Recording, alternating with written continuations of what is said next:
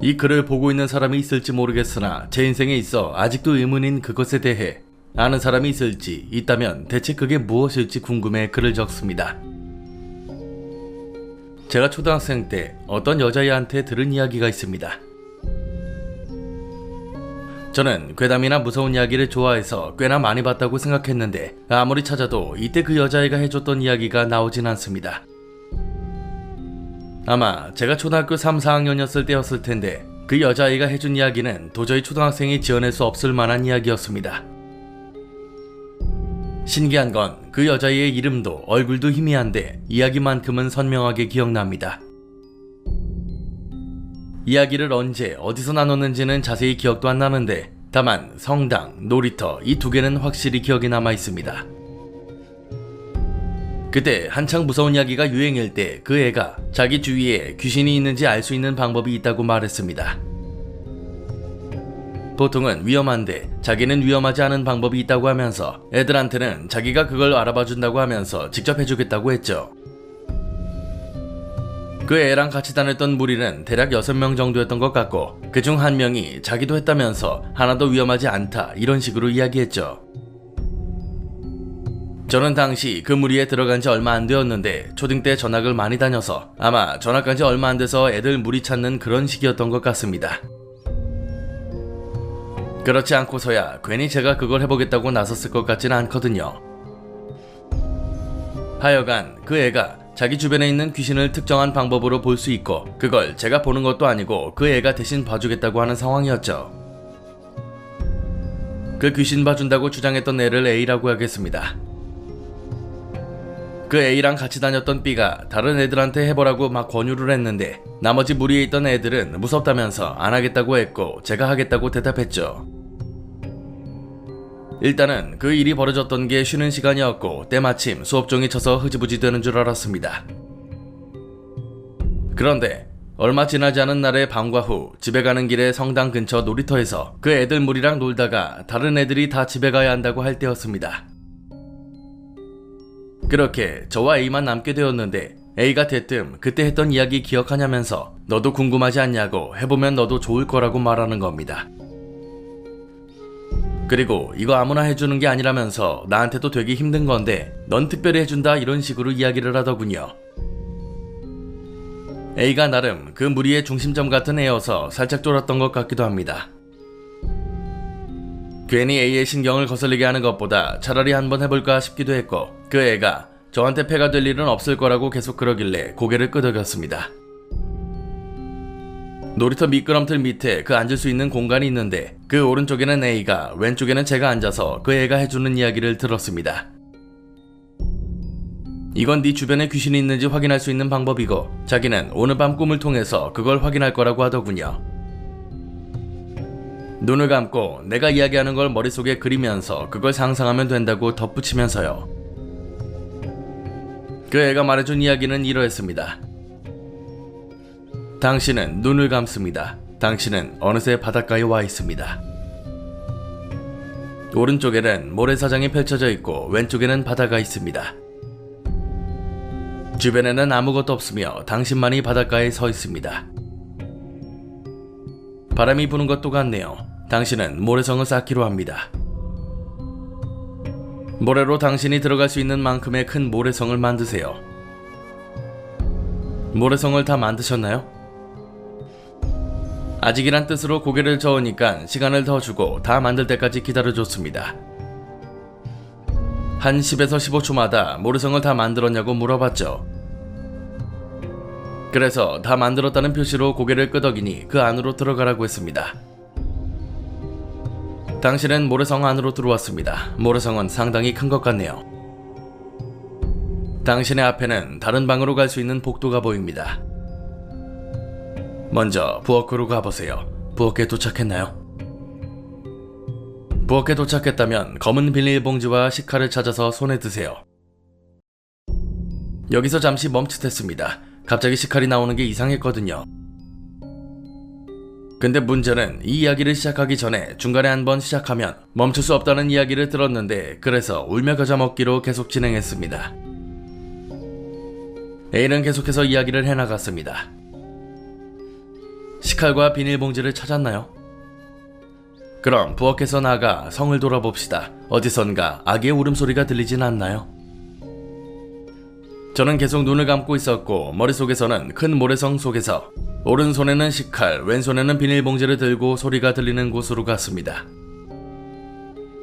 그곳에는 아기 방이라고 적힌 방이 있었고 방 한가운데는 아기 침대 하나와 그 안에 갓난아기가 자고 있었죠. 방 가운데는 아기가 곤히 자고 있네요. 이제 그 아이를 한 손에 안고 서둘러 모래성 밖을 빠져나오세요. 검은색의 남자가 당신을 발견한다면 쫓아올 겁니다. 그 남자에게 들키지 말고 조용히 성을 빠져나오세요. 가능한 빨리. 다행히 아기방과 출입구는 멀지 않은 곳에 있었고 저는 왼팔에는 아이를 안고 오른손에는 식칼과 봉지를 들고 모래성을 빠져나가고 있었습니다. 그리고 그때 멀리 끝 복도에서 검은 형태의 무언가를 봤습니다. 그걸 보고 저는 큰일 났다 싶어 빠르게 문 밖으로 달렸죠. 뒤를 보지 않았어도 그 남자가 빠르게 뒤를 쫓아오고 있다는 걸 알 수 있었고 저는 잡히기 직전 문 밖을 빠져나올 수 있었습니다. 모래성을 빠져나온 순간 내 앞에는 고요했던 바닷가만이 있었죠. 그리고 A의 목소리가 들려왔습니다. 빠져나오셨나요? 빠져나왔다면 고개를 한번 끄덕여주세요. 저는 고개를 끄덕였습니다. 내가 빠져나온 모래성은 흔적도 없이 사라진 상태였고 문 같은 것도 없었습니다. 남아있는 건 왼팔의 아기와 오른팔의 식칼과 봉지뿐이었죠. 바닷가에는 아무도 없으며 당신과 아이 단 둘뿐입니다. 모래성은 사라지고 없는 것 같네요. 자, 이제 아이의 다리를 자르세요. 갑자기 아이의 다리를 자르라길래 이 애가 진짜 미쳤나 싶었습니다. 그때까지도 파란의 아기는 고요하게 자고 있었죠. 그리고 A는 이야기를 계속했습니다. 아이의 오른쪽 다리, 왼쪽 다리, 다음은 오른팔, 다음은 왼팔, 그리고 마지막은 머리를 자르세요. 내가 멈칫하며 입을 열려고 하자 A가 이어서 말했습니다. 그것은 사람이 아닙니다. 그러니 죄책감을 가질 필요는 없습니다. 오히려 귀신에 가깝죠. 그 아이의 몸을 6조각으로 나누세요. 서두르세요. 그 검은 형체의 달리기는 당신의 생각보다 빠릅니다. 저는 초조해졌습니다. 앞에서 깜빡하고 넘어간 게 있는데 그 애가 이 이야기는 5분을 넘으면 안 된다고 했거든요. 그리고 그 검은 형태한테 잡히면 바로 멈춰야 한다고 했으며 중간에 이야기를 멈추면 실패하고 약간의 불운이 올 수 있다고 했습니다. 어쨌든 A의 말은 모래성이 사라졌어도 그 남자가 올 수 있다는 뜻이고 갈등하기 시작했습니다. 서두르세요. 아이가 눈을 뜨기 전에 당신은 모든 것을 해내야 합니다. 이 말을 듣고 나는 그것에 몸을 잘랐습니다. A는 그 갓난아기는 사람이 아니라고 했고 사악한 것이라고 했으며 눈을 뜨게 되면 어떻게 될지가 더 무서웠던 것 같습니다. 게다가 이건 눈을 감고 생각하는 거니까 상상이니까 괜찮을 거라고 생각했죠. 아이를 머리가 오른쪽으로 가도록 눕히고 오른쪽 다리를 자르고 뒤이어 왼쪽 다리를 잘랐으며 그리고 오른팔 그리고 왼팔 마지막으로 머리를 잘랐습니다.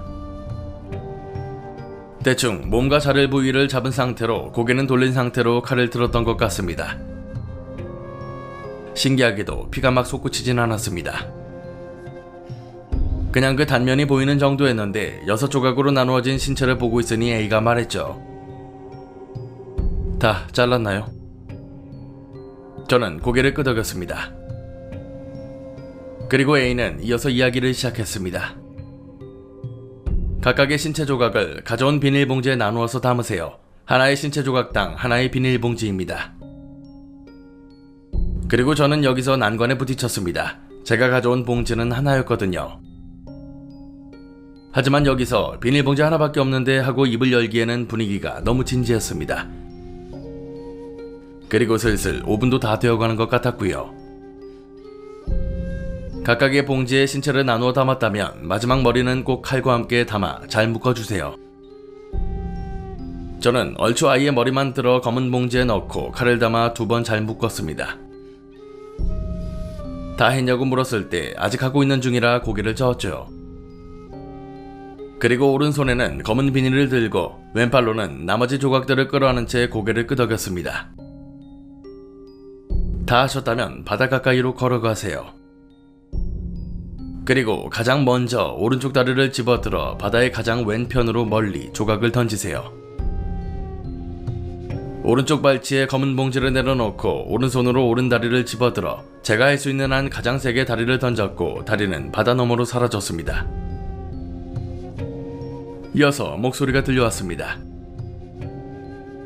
차례로 왼쪽 다리, 오른쪽 팔, 왼쪽 팔을 각각의 조각들이 서로 최대한 멀리 떨어지도록 던지세요. 제 앞에 바다가 가로로 길게 뻗은 네모라고 치면 그걸 4등분으로 나눠서 가장 왼쪽에는 오른쪽 다리, 두 번째로 왼쪽은 왼쪽 다리, 세 번째는 오른쪽 팔, 네 번째이자 가장 오른쪽 바다에는 왼팔을 던지라는 것이었습니다. 몸통은 바다 가운데로 던지세요. 그러나 너무 멀리 던지지 마시고 바다의 앞부분에 던지세요. 저는 A의 말대로 나머지 조각들을 바다로 던졌고 이제 남은 봉지는 한 개뿐이었습니다. 조각을 다 던지셨나요? 마지막으로 검은 봉지를 손에 쥐세요. 그리고 가운데 바다로 할 수 있는 한 가장 멀리 봉지를 던지세요. 저는 오른손으로 오른쪽 발치에 놓아두었던 검은 봉지를 들었고 봉지를 잡은 오른손을 뒤로 올리며 던지려는 준비를 했습니다. 그리고 봉지를 던지기 위해 팔을 앞으로 내리는 순간 검은 봉지가 움직이는 것을 봤습니다. 분명했습니다. 내 손에서 떨어지는 그 한순간 분명 검은 봉지가 꿈틀거렸거든요. 멍하니 봉지가 바닷속으로 사라지는 걸 본 순간 그 애가 말했습니다. 이제 눈을 뜨세요. 그 애는 잡히지 않고 끝까지 한 건 내가 처음이라면서 웃었습니다. 다행히 주술은 성공했고 빠르면 내일, 늦어도 이번 일주일 안에 자기가 꿈을 꿀 거고 그곳에서 주변에 귀신이 있는지 없는지 있으면 그걸 해결해 줄 수도 있다고 말했습니다. 그리고 슬슬 가봐야 할 것 같다고 말하며 자기 먼저 집에 가버렸죠. 혼자 남은 저는 멍하니 있다가 그대로 집에 갔습니다. 우선은 그날 하루 동안에 들었던 첫 번째 이야기는 여기까지가 끝입니다. 하지만 너무나도 신경이 쓰였던 건 A의 태도였죠. 너무 웃겼던 게 그 이야기를 하고 나서 아무한테도 그 이야기를 하지 말라고 했고 관련해서 이야기하고 싶으면 단 둘이 있을 때만 이야기하라고 했거든요. 최대한 학교에서 사람 많을 때는 이야기하지 말라고도 했습니다. 그리고 그 다음날 그 애는 학교에 결석했습니다. 다행히 다음날에는 학교에 왔는데 친구들이랑 어제 왜 안 왔냐고 물으니까 저한테 귓속말로 나중에 천천히 말해줄게 라고 하는 겁니다. 그렇게 시간이 어느 정도 흘렀을 때 B가 저에게 말을 걸더군요. A가 없을 때 저에게 와서 혹시 그거 했냐고 물어보는 겁니다. B랑은 약간 친하지 않은 관계였는데 대뜸 저한테 물어보니까 말을 안 하고 얼버무렸습니다. 그런데 설마 말하지 말라고 해서 그런 거냐고 나도 이미 했고 한 번 한 사람한테는 말해도 괜찮다고 했다고 걱정 말라고 하는 겁니다. 저는 그 말을 믿었고 A랑 그거 한 거 맞다고 대답했습니다. 넌 성공했어? A가 결석한 거 보니까 맞는 것 같은데? 제가 너도 성공한 거 아니었냐고 했더니 본인은 실패했다고 하더군요. 약간 속으로 배신감 같은 게 느껴지기도 했습니다. 저는 아기를 자르는 것까지 상상했는데 B는 그 근처도 못 가본 것 같았죠. 그래도 실패해도 괜찮을걸? 나도 별일 없었고 걔가 나는 실패했는데도 우린 좋았다고 하면서 토끼를 잡았으니까 괜찮다고 했거든. 심지어 넌 끝까지 해봤다며. 순간 갑자기 웬 토끼가 나오는 건가 싶어 그게 뭐냐고 물었습니다. 아직 거기는 모르나 보네? 나중에 A한테 들어. 이러고 수업정이 쳤는데 그날의 마지막은 계속 무리와 같이 있어서 그 이야기는 못 들었습니다. 그렇게 다음날이 되었고 미술 시간이었습니다. 당시 그 애는 제 앞 앞자리였는데 제 앞자리에 있던 애가 친구 자리로 잠깐 가버렸고 A는 바로 뒤를 돌아 저를 쳐다보고는 이야기해줄 게 있어 라고 하는 겁니다. 좋은 소식 하나, 나쁜 소식 하나 있어. 뭐부터 들을래? 그래서 그냥 말하고 싶은 거 먼저 말하라고 했죠. 그럼 나쁜 거부터 말할게. 결과적으로 반은 성공했는데 반은 실패했어. 무슨 소리야? 그날 했던 이야기는 성공했어. 바로 그 다음날 꿈을 꿨거든. 그러니까 주술은 성공한 거지. 너가 주변에 귀신 있는지 알 수 있다며? 그렇지, 그거에 대해서는 알아냈어. 그럼 뭐가 문제인데? 성공한 거 아니야? 사실 그때 말 못한 게 있거든?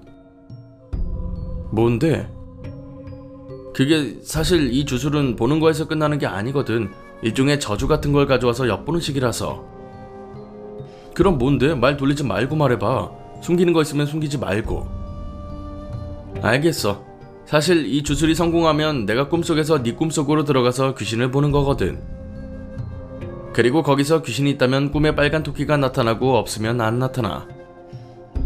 그런데 어제 꿈속에서 토끼를 발견했어. 그리고 결론적으로는 토끼를 내가 잡았어야 했는데. 뭐? 그리고 여기서 선생님이 각자 자리로 돌아가세요 라고 책상에 종을 치면서 말했습니다. 나 돌아가야겠다. 잠깐, 여기서 끊으면 어떻게? 토끼 이야기는 들은 적이 없는데?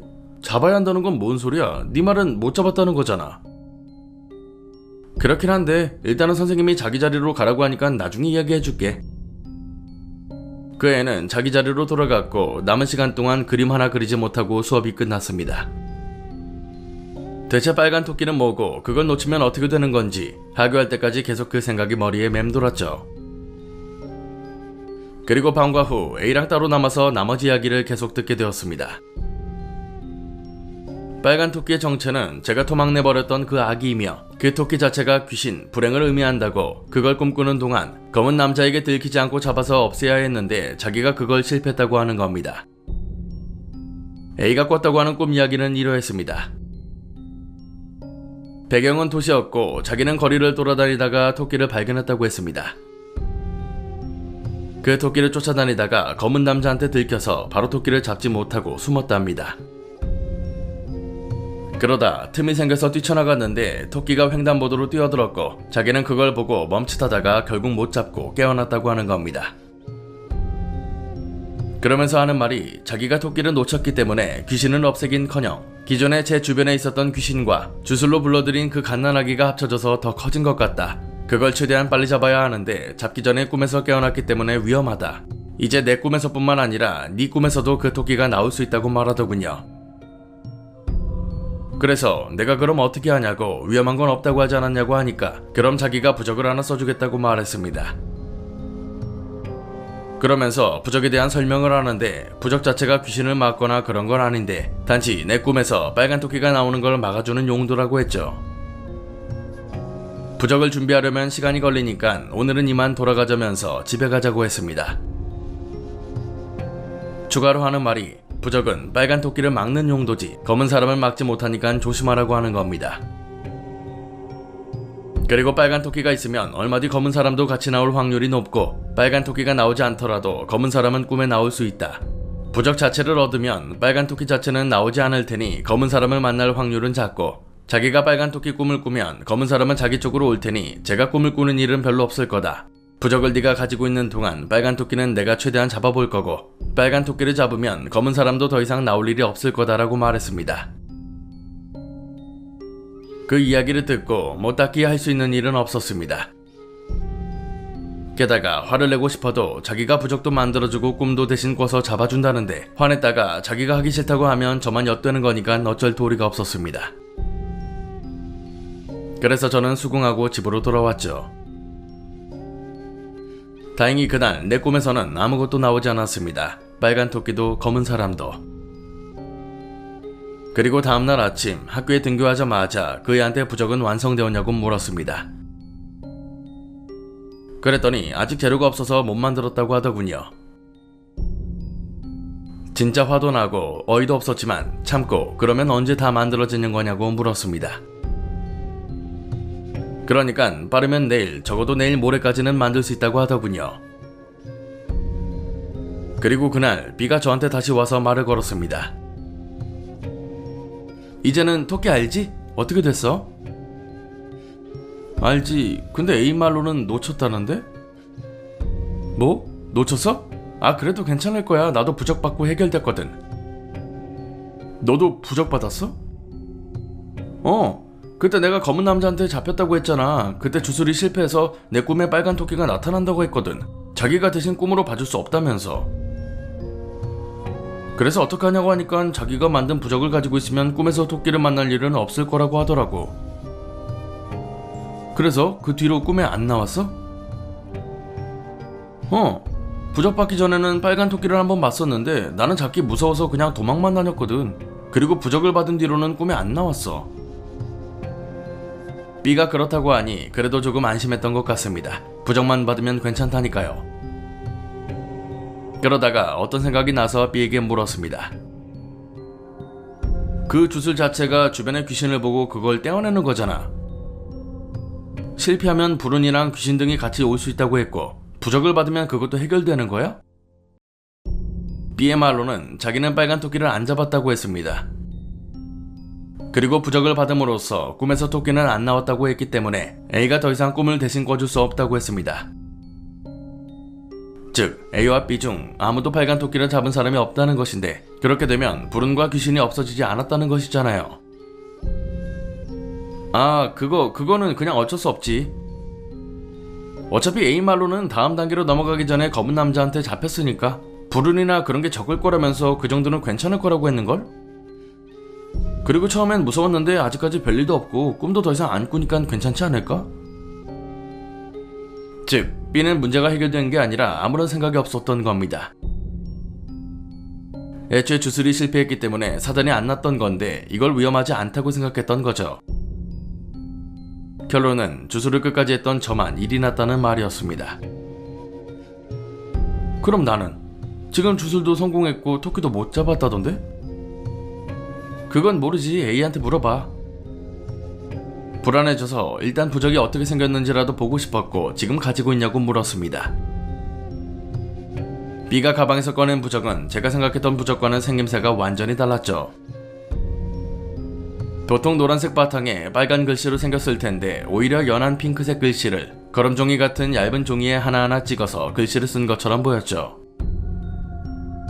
그날은 그렇게 끝났고 그날 밤이 되었습니다. 그리고 그날 제가 꿈을 꿨는데 다행히 빨간 토끼는 나오지 않았습니다.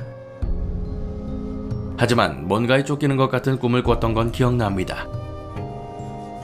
지금 생각해보면 그게 검은 남자인가 싶은데 다른 한편으로는 그냥 불안한 이야기를 듣고 무의식적으로 쫓기는 꿈을 꾼 게 아닌가 싶은 정도였고 그리고 무엇보다 보통 악몽을 꾸면 불안하거나 해야 하는데 그런 건 없었습니다.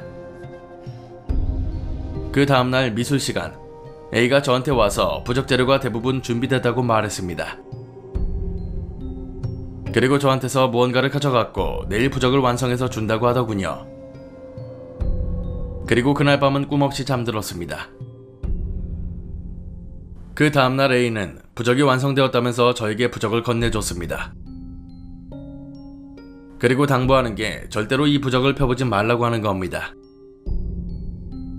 항상 가지고 다니는 게 좋고 부적과 떨어지게 되면 빨간 토끼는 꿈에서 나와 현실에까지 나올 수 있다. 이렇게 이야기를 하는 겁니다. 그 말을 듣자 당장이라도 펴보고 싶었지만 쫄보였던 저는 절대로 부적을 펴지 않았습니다. 그리고 부적은 가지고 다녔던 필통 안에 넣어서 다녔죠. 한 며칠 정도는 꿈의 토끼도 검은 남자도 나타나지 않았습니다. 그러다 보니 정말 별일 없는 거라고 생각했는데 몇 번이고 A에게 토끼를 잡았냐고 물었을 때 미안하게도 본인이 못 잡았다고 잡게 되면 꼭 말해주겠다고만 하더군요. 그리고 얼마 뒤 일이 터졌습니다. 제 꿈에 빨간 토끼가 나왔거든요. 꿈에서 저는 우리 집 동네에 서 있었고 빨간 토끼는 오른쪽으로 꺾어지는 길 모퉁이에 앉아 있었습니다. 빨간 토끼의 모습은 진짜 말 그대로 정말 빨갛게 되어 있었고 빨강이라기보다 핏빛이라는 단어가 어울릴 정도의 빨강이었죠. 눈은 빨강과 검은색 사이에 검붉은색이었고 크기는 고양이와 강아지 그 사이였던 것 같습니다. 한 가지 확실한 건 보통 집에서 키우는 애완토끼의 크기가 아니었고 생각보다는 컸습니다. 귀는 위로 솟아 있었고 봤을 당시 뒷발은 땅에 닿고 앞발은 살짝 든 상태로 저를 보고 있었죠. 여기서 왜 삐가 튀었는지 알겠더군요. 쫓아가기보다는 뭔가 피하고 싶은 느낌이었거든요. 처음 본 순간은 제가 뭘 잘못 봤나 싶었습니다. 아니, 부적도 받았으니까 그 말이 맞다면 토끼가 나올 리가 없는 거잖아요. 근데 왜 저게 내 꿈에 나오는 거지? 라는 생각 때문에 몇 초간은 멍 때리면서 그걸 보고 있었죠. 그리고 그 토끼는 저를 보더니 앞으로 뛰어가기 시작했습니다. 저는 그걸 멍하니 보고 있다가 정신을 차리고 쫓아가기 시작했습니다. 진짜 빨간 토끼가 뛰어가는 모습 자체는 정말 잡을 수 있을 것 같이 느리게 보이는데 그 속도가 현실과는 너무나도 달랐습니다. 정말 열심히 뛰었는데 가까워지기는커녕 멀어지는 느낌이었고 그렇다고 놓쳤나 하면 저 앞에 뛰어가는 모습이 보였습니다. 내가 멈추면 일정 거리 앞에서 그 토끼도 멈춰서 나를 쳐다봤고 내가 다시 뛰어가면 뛰기 시작했습니다. 결국 그날은 계속 그것과 술래잡기만 하다가 꿈에서 깨어났죠. 그리고 저는 상당히 열이 받은 상태로 A에게 달려갔습니다. A한테 부적을 가지고 있었는데도 꿈에 토끼가 나타났다. 이게 어떻게 된 거냐고 물어보니까 A가 답했습니다. 아, 그게 너한테 갔어? 어쩐지? 그게 뭔 소리야? 너가 부적 가지고 있으면 올 확률이 없다며. 그렇지. 근데 사실 이게 놓치는 횟수가 높을수록 위험하거든. 너 그거 잡았어? 아니? 그래? 큰일 났네. 사실 나도 여러 번 잡아보려고 했는데 너무 빨라서. 어떻게 하지? 나를 믿었던 사람이자 이 모든 일의 원흉인 A도 대책이 없는 겁니다. 어쩐지라고 말하는 건 뭐야? 아, 그거 어젯밤 내 꿈에 안 나타났거든. 오랜만에 나는 잘 잤어. 그래서? 너도 방법이 없는 거야? 처음에 별로 뭐 안 위험하다고 했잖아. 따지고 보면 너가 하라고 해서 이렇게 된 건데 방법 좀 생각해봐. 근데 이상하네? 보통은 이렇게까지 빠르지 않은데? 진짜 미치고 팔짝 뛸 것 같았습니다. 무엇보다도 이 이야기를 할 때 A의 모습이 그 주술을 이야기할 때와 비슷하게 너무 차분한 태도여서 굉장히 찜찜했거든요. 혹시 그때 주술할 때 뭐 다르게 한 거 있었어? 그리고 비닐봉지라는 단어가 제 머릿속에서 번뜩 생각났습니다. A는 각각의 신체 조각들을 비닐 하나에 묶어서 던져야 한다고 했고 저는 그 애기 모습의 무언가의 머리와 칼만 비닐봉지에 넣어서 바다에 던졌죠. 이걸 생각해내고 이건 내 잘못인가 라는 생각을 하게 되었습니다. 추가로 이걸 A한테 말해야 하나 말아야 하나 생각이 들었죠. 뭐 생각난 거 있어? 결국 고민하다가 A한테 이걸 말했습니다. 아, 그것 때문이네. A 말로는 그걸 조각 내서 봉지에 담아서 던지는 이유는 그것의 힘을 약하게 하기 위해서 조각을 내는 것이고 그걸 비닐봉지에 넣어 묶는 건 일종의 격리를 뜻하는 거라고 하더군요. 그대로 조각을 던질 경우 그것들이 다시 붙으려고 할 거고 신체 조각이 모두 붙으면 결국 그 애는 눈을 뜰 거라고 그렇게 되면 토끼고 뭐고 의미가 없다고. 그러면서 왜 그렇게 속도가 빨랐는지 알겠다며 원래는 꿈에 토끼가 나타나는 빈도도 느리고 대부분이면 잡을 수 있었는데 못 잡았고 토끼의 이동 속도도 점차 빨라지는 느낌이었다고. 비닐봉지로 각각의 신체를 묶어놓으면 결합하는 속도도 늦출 수 있고 서로 조각끼리 끌어들이는 힘도 어느 정도 방지할 수 있다며 A가 말했습니다. 그럼 나는 머리만 비닐봉지에 담았으니까.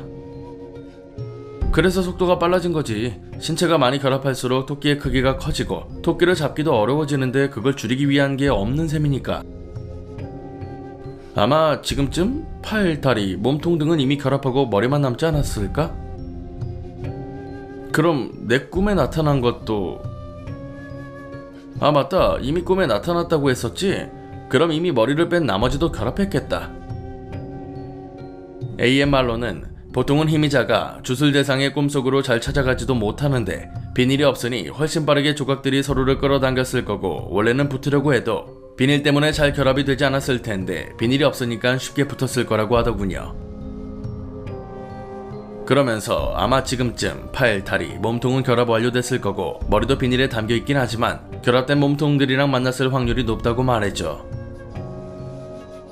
또 한번 주술 대상의 꿈에 들어오면 이미 그 길을 파악한 거니까 앞으로도 내 꿈에 그게 나타날 거고 A의 꿈에는 나타나지 않을 거라고 말했습니다. 어쩔 수 없네. 이미 네 꿈에 나타난 거라서 이건 네가 그걸 잡는 방법밖에 없을 것 같아. 더 이상 내 꿈에는 나타나지도 않을 거고. 아니, 진짜 방법이 없어? 저는 이 대답에서도 그때 느낀 A의 그 이상한 차분함을 느꼈습니다. 결국 그날 그 대화 이후로 A와 한마디도 안 했습니다. 너무나도 화가 났고 억울했거든요. 따지고 보면 A가 하자고 해서 그렇게 된 거고 아무 일 없을 것처럼 말해놓고 이렇게 나몰라라 하니까 속에서 열불이 났습니다. 하지만 이걸 가지고 선생님이나 부모님에게 말할 수도 없는 노릇이니 답답할 뿐이었습니다. 그리고 그날 밤 나는 꿈을 꿨습니다. 사실 여기서 마지막 꿈 이야기만 대충 하면 내 이야기는 끝날 것 같습니다. 추후에 말하겠지만 제가 이사를 간 게 학기 초였고 이 마지막 꿈을 꾸고 얼마 뒤 저는 더 이상 A와 B 그냥 그 무리 자체들과 다니지 않았거든요. 그리고 얼마 뒤 학기가 끝나면서 학년이 올라갔고 저는 학년이 올라가면서 또 이사를 갔습니다. 그리고 A와는 마지막 꿈을 꾸고 난 뒤 하나의 질문을 한 뒤로는 다시는 말을 섞지 않았습니다. 제가 마지막 꿈이라고 한 이유는 그냥 이 꿈을 꾸고 나서 이걸 끝으로 더 이상 빨간 토끼도 검은 남자도 본 적이 없었기 때문입니다. 꿈에서 저는 학교 교실에 있었습니다. 자리는 평소 학교 교실 안에서 앉아 있었던 바로 그 자리였죠. 현실과 달랐던 건 왼쪽 교실의 창문이 전부 열려 있었고 그 탓에 바람이 불면서 커튼이 휘날렸던 것, 그리고 학교에는 저밖에 없었다는 것. 그냥 직감적으로 이 학교 자체에 나밖에 없었다는 걸 알 수 있었습니다. 그리고 아무도 없는 운동장을 넘어 교문을 본 순간 내 눈을 의심했습니다. 교문의 오른쪽 구석에 그때 봤던 빨간 토끼가 저를 보고 있는 겁니다. 처음에는 당황했지만 그래도 두 번째라고 처음 토끼를 볼 때만큼 멈칫하진 않았습니다. 그리고 무엇보다도 그때 A의 말을 생각해보면 지금 당장 토끼를 잡아야 위험하지 않다는 것이기 때문에 바로 뛰어내려가 토끼에게 달려갔습니다. 토끼도 쫓아오는 저를 보고는 뛰기 시작했는데 너무나도 기괴하고 이상했던 건 분명 제가 매일 오가는 길이었음에도 토끼와 저를 제외하고는 아무것도 없었습니다. 사람이 하나 없는 게 너무나도 기이했죠. 학교를 벗어나 내가 알고 있던 등굣길을 지나 계속 그것을 쫓아갔습니다. 신기한 건 그 토끼는 절대 일정 거리 이상 멀어지지 않았고 계속 뛰어갔으며 나는 그걸 계속 쫓았는데 숨이 찬다는 느낌도 없이 하염없이 토끼만 쫓았습니다. 그러다가 모퉁이를 돌면서 어느 순간부터 그것과 가까워지는 느낌이 들었죠. 실제로 거리도 가까워졌고 길고양이 정도의 크기였던 게 점점 가까워질수록 커졌고 빛빛도 훨씬 진해진 느낌이었으며 점차 저와 가까이 있다는 걸 느낄 수 있었습니다. 그리고 그때부터는 무언가 발에 치이거나 걸리는 게 많아졌습니다. 길가를 달리며 가게에서 내놓은 화분 등에 발이 치인다거나 길가의 턱이 솟아올라와 있거나 무언가 튀어나와 달리다 순간적으로 멈추게 된다거나 말이죠. 그리고 어느 순간 나는 큰 길가에 접어들었습니다. 그 큰 차도가 보이는 길 모퉁이를 도는 순간 횡단보도 앞에 그 토끼가 있었죠. 토끼는 신기하게도 횡단보도를 건너가지 않고 모퉁이를 막 도운 나를 쳐다보고 있었고 나는 그걸 보고 토끼를 향해 달려갔습니다. 거의 앞까지 왔을 때 토끼가 횡단보도로 뛰어들었는데 횡단보도 한가운데에서 나는 그 토끼를 향해 내 오른손을 뻗었습니다. 그리고 그 핏빛 도는 토끼가 내 오른손 끝에 닿자마자 그대로 트럭에 치였죠. 트럭에 치이는 순간 저와 토끼가 트럭에 치이는 모습이 3인칭으로 보이고는 트럭에 아무도 타고 있지 않다는 게 눈에 들어왔는데 그대로 꿈에서 깨어났습니다. 그리고 이 꿈을 끝으로 나는 지금까지 한 번도 빨간 토끼도 검은 남자도 보지 못했죠. 이날 사건을 겪고 난 이후의 이야기입니다. 간단하게 줄여서 말하면 전 이 꿈을 꾸고 학교에 가서 A한테 말했습니다. 네가 한 말이 정말 사실이라면 네 꿈에선 더 이상 빨간 토끼도 나오지 않을 거고 그 토끼와 검은 남자는 나한테만 나온다고 했었잖아. 그럼 그 토끼를 정말 네 말대로 잡기만 하면 다 끝난다는 거야? 더 이상 위험한 일도 일어나지 않을 거고 꿈에서도 나오지 않을 거라고 한 거 말이야. 정확히는 잡아서 없애야 돼. 아마 웬만큼 늦지 않는 이상. 네가 그걸 잡고 있는 동안에는 물리력이 통하거든. 그때처럼 칼로 찔러서 없애버려. 없애는 방법이 꼭 칼이어야만 하는 거야? 그건 글쎄 어떤 식으로든 없애기만 하면 될걸? 근데 나는 거의 칼로 없앴어. 칼로 그걸 한번 죽였으니까 다음에도 칼로 해야 그게 무서워서 더 이상 안 나올 거 아냐. 그 말인즉 그 갓난아기이자 빨간 토끼가 갓난아기일 때 칼로 죽었으니 토끼일 때도 칼로 죽이면 두 번 자신한테 죽은 거니까 자기한테 안 올 거라는 뜻이었죠. 그걸 없앴다는 건 어떻게 하는데? 그게 사라지거든. 토끼 몸 자체가 부서져서 사라지던걸? 예전에 잘랐을 때는 다리 끝부터 사라졌어. 그냥 그 몸 자체가 한번 부서지면 될걸? 어떻게 해서든 그걸 부수기만 하면 된다는 거지. 그럼 나는 꿈에서 어떻게 되어도 상관없어? 아마도? 어차피 꿈이잖아. 꿈에서 다쳐도 현실에서의 우리는 살아있으니까.